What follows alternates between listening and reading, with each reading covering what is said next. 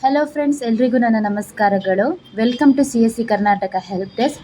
So ಇವತ್ತಿನ ಒಂದು ವಿಡಿಯೋದ ವಿಶೇಷತೆ ಏನಪ್ಪ ಅಂತ ಹೇಳಿದ್ರೆ, ಎಲ್ಲರೂ ಕೇಳ್ತಾ ಇರುವಂಥದ್ದು LMS ಸರ್ಟಿಫಿಕೇಟ್ ಬಗ್ಗೆ. ಸೊ LMS ಸರ್ಟಿಫಿಕೇಟ್ನ ಮ್ಯಾಮ್ ಹೇಗೆ ತಗೊಳ್ಳೋದು, ಡಿಸ್ಟ್ರಿಕ್ಟ್ ಮ್ಯಾನೇಜರ್ ಯಾರು, ಎಲ್ಲಿ ಸಿಗುತ್ತೆ ಅವ್ರ ಕಾಂಟ್ಯಾಕ್ಟ್ ನಂಬರ್, ಮತ್ತು ಹೇಗೆ ನಾವು ಎಲ್ಲೆಲ್ಲಿ ವಿತೌಟ್ CSC ನಮಗೆ ಸಿಗ್ಬೋದಾ ಅನ್ನೋದಕ್ಕೆ ನಾನು ಇವತ್ತು ಆನ್ಸರ್ ಮಾಡ್ತಿದ್ದೀನಿ. ಸೊ ಇದು ಡಿಸ್ಟ್ರಿಕ್ಟ್ ಮ್ಯಾನೇಜರ್ ಲೀಸ್ಟ್ ಆಗಿರುತ್ತೆ ಕರ್ನಾಟಕದ್ದು. ಸೊ ಡಿಸ್ಕ್ರಿಪ್ಷನ್ ಬಾಕ್ಸಲ್ಲಿ ಹಾಕ್ತೀನಿ, ನಿಮಗೆ ಡೌನ್ಲೋಡ್ ಮಾಡ್ಕೋಬೋದು. ಸೊ ಇದರಲ್ಲಿ ಏನಪ್ಪ ಅಂತ ಹೇಳಿದ್ರೆ, ನಿಮ್ಮ ಡಿಸ್ಟ್ರಿಕ್ಟ್ ಮ್ಯಾನೇಜರಿಗೆ ಕಾಂಟ್ಯಾಕ್ಟ್ ಮಾಡಿ ನೀವು ಅವ್ರ ಹತ್ರ LMS ಸರ್ಟಿಫಿಕೇಟ್ ಬಗ್ಗೆ ಕೇಳ್ಬೋದು, ರಿಕ್ವೆಸ್ಟ್ ಮಾಡ್ಬೋದು.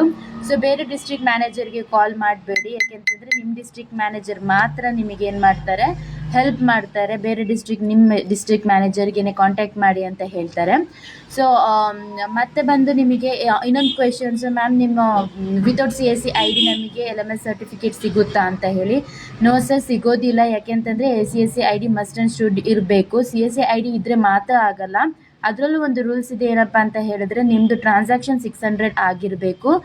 ಮತ್ತು ನಿಮ್ಮ ID ಅಲ್ಲಿ ಮಂತ್ಲಿ 100 ಟ್ರಾನ್ಸಾಕ್ಷನ್ ಆದರೂ ಮಾಡಿರಬೇಕು. ಅದು ತುಂಬ ಕಷ್ಟ ಇದೆ, ಯಾಕೆಂತಂದರೆ ಕರ್ನಾಟಕ CSC ಪೋರ್ಟಲ್ನಲ್ಲಿ ಅಷ್ಟು ಸರ್ವಿಸಸ್ಗಳು ಅವೈಲೇಬಲ್ ಇಲ್ಲ. ಸೊ ಅದು ಮಾಡೋಕ್ಕೆ ತುಂಬ ಕಷ್ಟ ಇರುತ್ತೆ.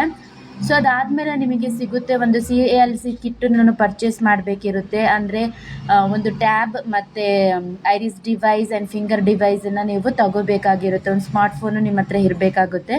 ಇಷ್ಟು ರಿಕ್ವೈರ್ಮೆಂಟ್ ಆದಮೇಲೆ ನೀವೇನು ಮಾಡ್ಬೋದು, ಅಪ್ಲೈ ಮಾಡ್ಬೋದು. ಸೊ ನನ್ನ ಸಜೆಸ್ಟ್ ಏನಂದರೆ 600 ಟ್ರಾನ್ಸಾಕ್ಷನ್ ಆದಮೇಲೆ ನೀವೇನು ಮಾಡ್ಬೋದು,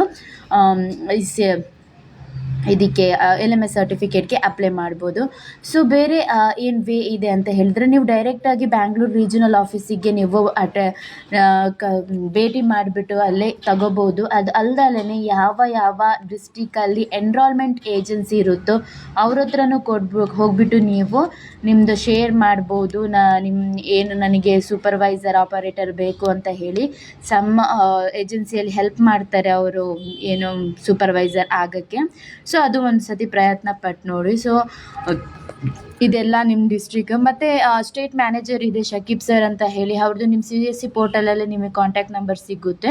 ಅವ್ರದ್ದು ನೀವು ಕಾಂಟ್ಯಾಕ್ಟ್ ಮಾಡಿ ನೀವು ತಿಳ್ಕೊಬೋದು. ಅವರು ನಿಮಗೆ ನಿಮ್ಮ ಡಿಸ್ಟ್ರಿಕ್ಸಿಗೆ ಕಾಂಟ್ಯಾಕ್ಟ್ ಮಾಡುವಂತಹ ಮ್ಯಾನೇಜರ್ಸ್ಗಳಿಗೆ ನಂಬರ್ ಪ್ರೊವೈಡ್ ಮಾಡ್ತಾರೆ.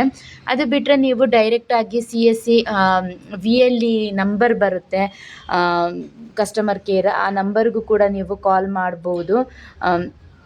ಇದೆಲ್ಲ ಒಂದೊಂದು ತುಂಬ ಇದೆ. ಮತ್ತು ಪ್ಲಸ್ CSC ಹೆಲ್ಪ್ ಡೆಸ್ಕ್ಗೂ ನೀವೇನು ಮಾಡ್ಬೋದು, ಮೇಲ್ ಮಾಡಿಬಿಟ್ಟು ಕೇಳ್ಬೋದು, ಆಧಾರಿಗೂ ಮೇಲ್ ಮಾಡ್ಬೋದು. ಸೊ ಈಸಿ ಅಲ್ಲ. LMS ಸರ್ಟಿಫಿಕೇಟ್ ಸಿಕ್ಕಿದ್ಮೇಲೆ LMS ಸರ್ಟಿಫಿಕೇಟ್ ವಿತೌಟ್ ನೀವು 600 ಟ್ರಾನ್ಸಾಕ್ಷನ್ ತಗೊಂಡ್ಮೇಲೆ ನೀವು ಎಕ್ಸಾಮ್ ಬರೆದು ನಿಮಗೆ ಸೂಪರ್ವೈಸರ್ ಸರ್ಟಿಫಿಕೇಟ್ ಸಿಕ್ಕಿದ್ರೂ ಕೂಡ ನಿಮಗೆ ಸೂಪರ್ವೈಸರ್ ಬೇಕು ಅಂತಂದರೆ ಇದ್ರ ಥ್ರೂ ಸೊ ನೀವು ಅದನ್ನು 600 ಟ್ರಾನ್ಸಾಕ್ಷನ್ ಕಂಪ್ಲೀಟ್ ಮಾಡಿರ್ಬೋದು.